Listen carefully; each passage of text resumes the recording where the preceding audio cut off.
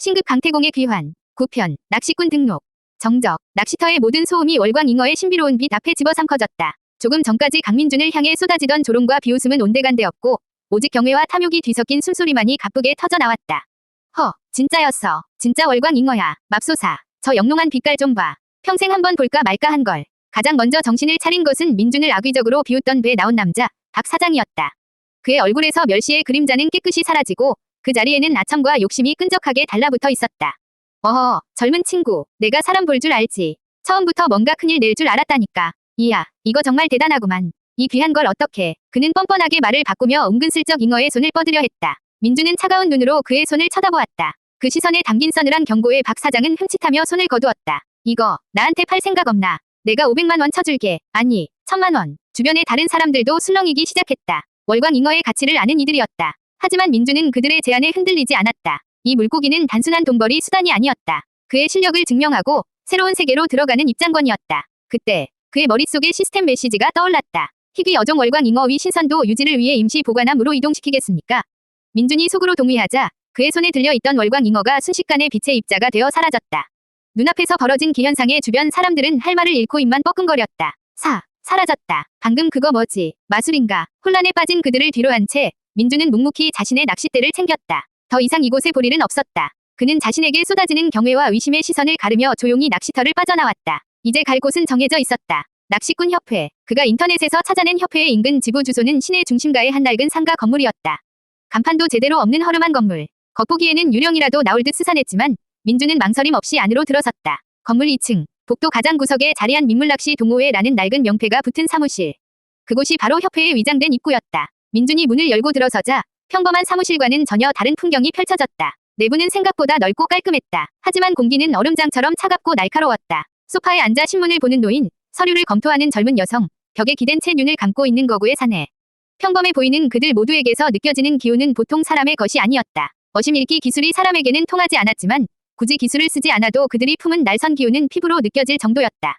민준은 안내 데스크에 앉아있는 안경 쓴 여직원에게 다가갔다. 낚시꾼 등록을 하러 왔습니다. 여직원은 서류에서 눈을 떼고 민준을 무감정한 시선으로 위아래로 훑었다. 허름한 옷차림, 특별할 것 없는 외모. 그녀의 눈에 비친 그는 하루에도 몇 명씩 찾아오는 현실과 망상을 구분하지 못하는 과대망상증 환자 중 하나일 뿐이었다. 각성하셨다는 증거가 있습니까? 본인이 잡은 어종의 사체나 만화석 혹은 공인된 낚시꾼 2명 이상의 추천서가 필요합니다.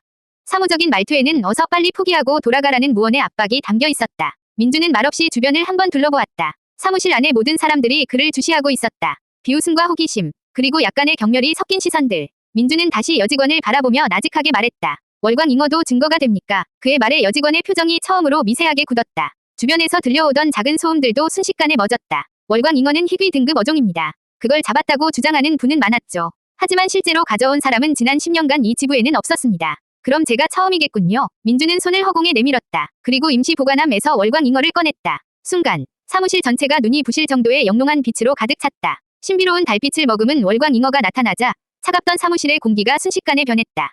모두가 자리에서 벌떡 일어났다. 경악과 충격, 그리고 믿을 수 없다는 표정으로 빛나는 물고기를 바라보았다. 안경 낀 여직원은 입을 살짝 벌린 채 굳어 있었고 소파에 앉아있던 노인은 쓰고 있던 돋보기를 벗어 던졌다.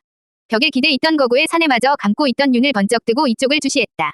월광잉어. 그것은 단순한 물고기가 아니었다. 낚시꾼의 세계에서 그것은 실력이자 명예이자 부를 상징하는 전설이었다. 그리고 지금 그 전설이 초라한 행색의 청년 손에 들려 있었다. 잠시 동안의 정적이 흐른 뒤 여직원이 떨리는 목소리로 입을 열었다. 안쪽으로 따라오시죠. 등록 절차를 진행해드리겠습니다. 그녀의 목소리에는 더 이상 무시나 격렬이 담겨 있지 않았다. 오직 존중과 경외심만이 남아있을 뿐이었다. 강민준은 자신의 힘으로 새로운 세계의 문을 완벽하게 열어젖힌 것이다. 10편 F급 낚시꾼 강민준.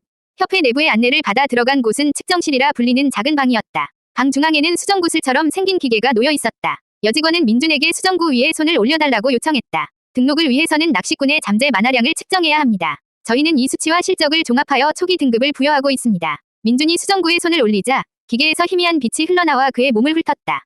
잠시 후 수정구 옆에 작은 화면에 결과가 표시되었다. 측정 결과 만화 등급 최하급 총 만화량 1. 결과를 확인한 여직원의 눈이 다시 한번 흔들렸다. 총 만화량이 고작 1. 이건 막 각성한 일반인 중에서도 가장 낮은 수치였다. 이런 최악의 재능으로 도대체 어떻게 희귀종인 월광잉어를 낚았단 말인가. 그녀의 머릿속은 온통 의문으로 가득 찼지만 협회 규정상 낚시꾼의 비밀을 캐물을 수는 없었다.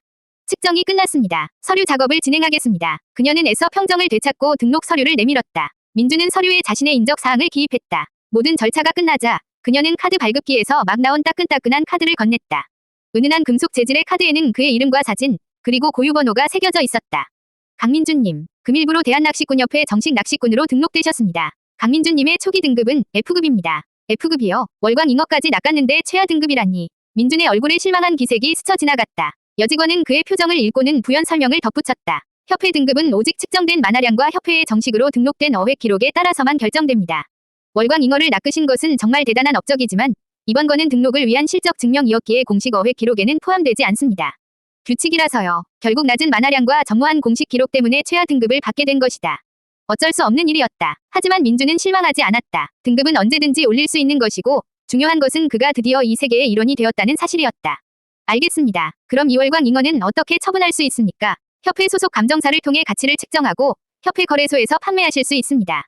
저를 따라오시죠. 민주는 그녀를 따라 거래소로 향했다. 그가 월광 잉어를 들고 나타나자 거래소에 있던 모든 낚시꾼과 중개인들의 시선이 그에게로 쏠렸다.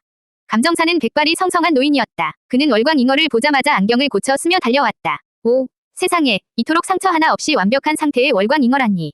젊은이, 이걸 대체 어떻게, 아니, 이건 신이 축복이야. 노인은 한참 동안 잉어를 살펴보고 감탄사를 연발하더니 이내 신중한 표정으로 감정가를 제시했다. 최상급 품질, 희귀 재료로서의 가치, 그리고 최근의 수요까지 모두 고려한 최종 매입 가격은 8,500만 원입니다. 8,500만 원이요. 민주는 자신의 귀를 의심했다. 그가 평생을 갚아도 못 갚을 거라 생각했던 빚의 상당 부분을 해결할 수 있는 그야말로 인생 역전의 금액이었다.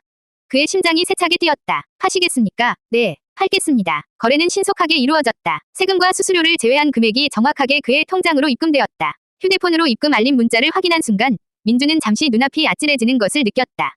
길고 긴 터널의 끝에서 마침내 한 줄기 빛을 본 기분이었다. 모든 절차를 마치고 협회 건물을 나선 민주는 눈부신 햇살에 잠시 눈을 찌푸렸다. 손에는 F급이라 적힌 그의 첫 낚시꾼 신분증이, 통장에는 그의 인생을 바꿔놓을 거금이 들어있었다. 그는 더 이상 파산한 어부도 횟집 주방 보조도 아니었다. 비록 최하 등급이지만 그는 전설의 낚싯대를 손에 쥔 대한민국의 유일무이한 강태공이었다. 우선 저 지긋지긋한 고시원부터 벗어나자. 새로운 목표가 생겼다. 어엿한 집을 구하고 제대로 된 장비도 갖추어야 했다. 그리고 언젠가는 아버지의 배, 대성호도 되찾을 것이다. 강민주는 주먹을 꽉 쥐었다. 그의 진짜 인생은 이제부터 시작이었다.